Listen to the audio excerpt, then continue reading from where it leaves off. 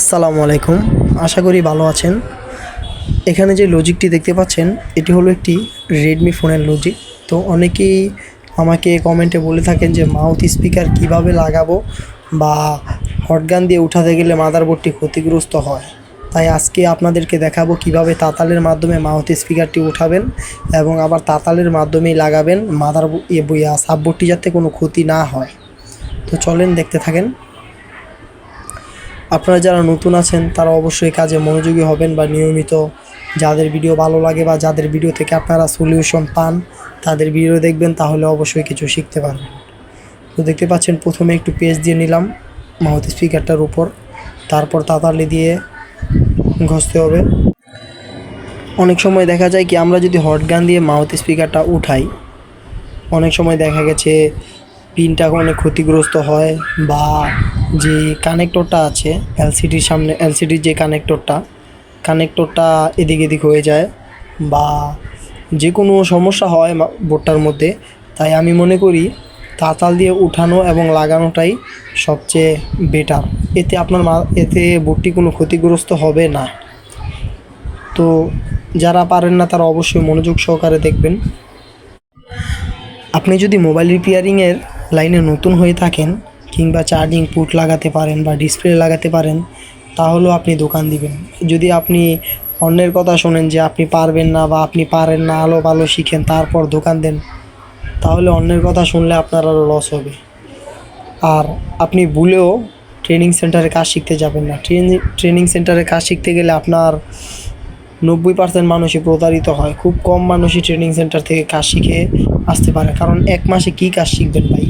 এক মাসে কি কাজ শেখা সম্ভব? আপনিই বলেন।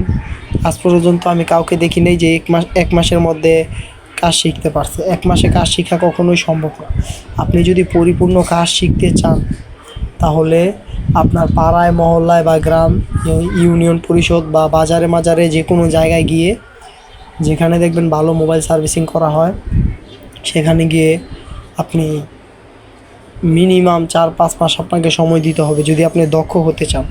তারপর যখন আপনি চার্জিং পুট, মাউথ বা ডিসপ্লে বেস বা ডিসপ্লে লাগানো, স্পিকারের সমস্যা সমাধান, আপনি যদি এই টুকটাক কাজগুলোও পারেন, আমি মনে করি আপনি দোকান নেওয়ার জন্য উপযুক্ত।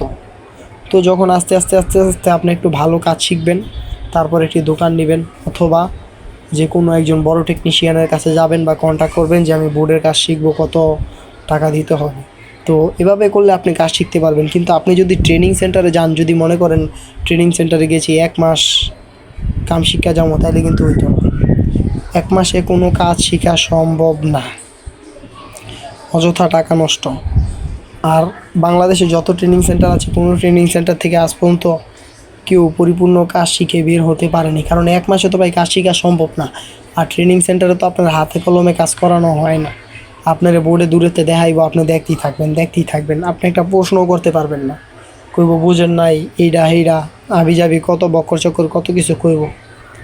তো দেখেন মাউথটা কেমনে লাগাইলাম, তাতালের মাধ্যমে খুললাম, তাতালের মাধ্যমে লাগাইলাম। অবশ্যই মাউথটা লাগানোর পরে থিনার দিয়ে ক্লিয়ার করে নিতে হইব। যে চেক দিলাম, ঠিক আছে, সুন্দর মতো লাগছে, দেখছেন। তো যারা ভিডিওটা শেষ পর্যন্ত দেখছেন তাদের অনেক ধন্যবাদ। আর চ্যানেলটা সাবস্ক্রাইব করবেন। পরবর্তীতে দেখা হবে নতুন কোনো ভিডিও নিয়ে। আল্লাহ হাফেজ, ভালো থাকবেন।